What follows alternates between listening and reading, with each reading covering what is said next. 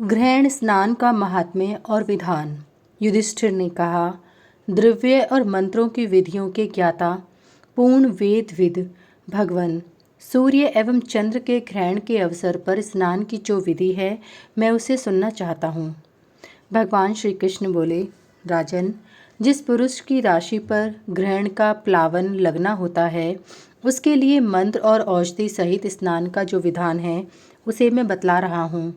ऐसे मनुष्य को चाहिए कि चंद्र ग्रहण के अवसर पर 4 ब्राह्मणों द्वारा स्वस्ति वाचन कराकर गंधमाल्य आदि से उनकी पूजा करे। ग्रहण के पूर्व ही औषध आदि को एकत्र कर ले।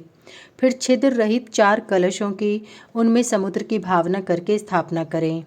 फिर उनमें सप्त मृत्तिका, हाथीसार, घुड़साल, वाल्मीक, बलमोट दियाड़, नदी के संगम, सरोवर, गौशाला और राजद्वार की मिट्टी लाकर डाल दे। तत्पश्चात उन कलशों में पंचगव्य, मोती, गोरोचन, कमल, शंख, पंचरत्न, स्फटिक, श्वेत चंदन, तीर्थ जल, सरसों, राजदंत, एक औषधि विशेष, कुमुद, कुई, खस, गूगल, यह सब डालकर उन कलशों पर देवताओं का आवाहन इस प्रकार करे। सभी समुद्र, नदियाँ, नद और जलप्रद तीर्थ यजमान के पापों को नष्ट करने के लिए यहाँ पधारें। इसके बाद प्रार्थना करें, जो देवताओं के स्वामी माने गए हैं तथा जिनके 1000 नेत्र हैं, वे वज्रधारी इंद्रदेव मेरे ग्रहण जन्य पीड़ा को दूर करें। जो समस्त देवताओं के मुख स्वरूप 7 जिह्वाओं से युक्त और अतुल कांति वाले हैं, वे अग्निदेव चंद्र ग्रहण से उत्पन्न हुई मेरी पीड़ा का विनाश करें। जो समस्त प्राणियों के कर्मों के साक्षी हैं तथा महिष जिनका वाहन है, वे धर्म स्वरूप यम चंद्र ग्रहण से उद्भूत हुई मेरी पीड़ा को मिटाएं। जो राक्षस गणों के अधीश्वर साक्षात प्रलयाग्नि के सदृश भयानक खड्गधारी और अत्यंत भयंकर हैं, वे नैऋति देव मेरी ग्रहण जन्य पीड़ा को दूर करें। जो नागपाश धारण करने वाले हैं तथा मकर जिनका वाहन है, वे जलाधीश्वर साक्षात वरुण देव मेरी चंद्र ग्रहण जनित पीड़ा को नष्ट करें। जो प्राण रूप से समस्त प्राणियों की रक्षा करते हैं, तीव्रगामी कृष्ण मृग जिनका प्रिय वाहन है, वे वायुदेव मेरी चंद्र ग्रहण से उत्पन्न हुई पीड़ा का विनाश करें। जो 9 निधियों के स्वामी तथा खड्ग, त्रिशूल और गदा धारण करने वाले हैं, वे कुबेर देव चंद्र ग्रहण से उत्पन्न होने वाले मेरे पाप को नष्ट करें।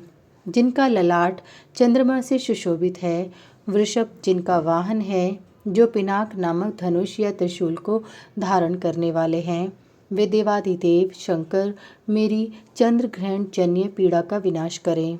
ब्रह्मा, विष्णु और सूर्य सहित त्रिलोकी में जितने स्थावर जंगम प्राणी हैं, वे सभी मेरे चंद्रजन्य पाप को भस्म कर दें।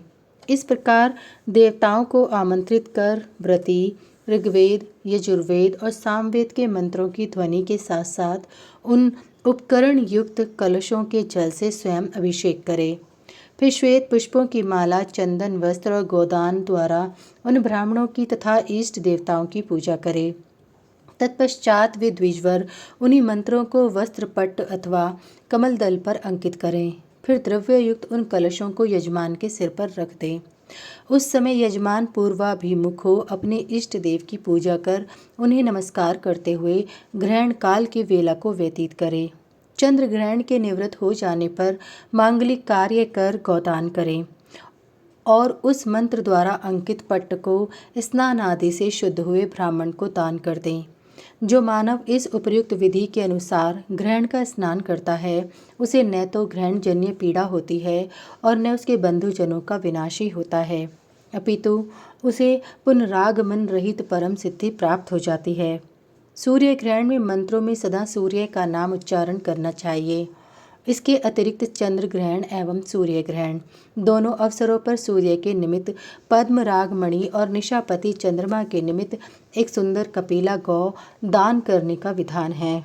जो मनुष्य इस ग्रहण स्नान की विधि को नित्य सुनता अथवा दूसरे को श्रवण कराता है, वह संपूर्ण पापों से मुक्त होकर इंद्रलोक में प्रतिष्ठित होता है।